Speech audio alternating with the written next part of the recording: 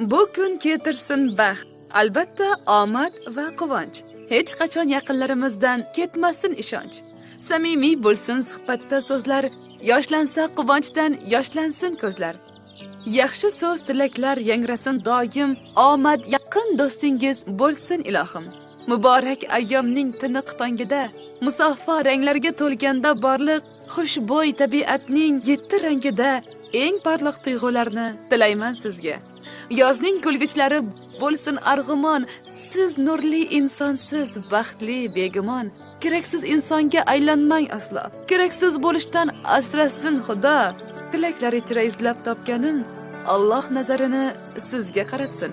Yagona o'tinchim Allohdan bu kun sizdek insonlarni ko'proq yaratsin.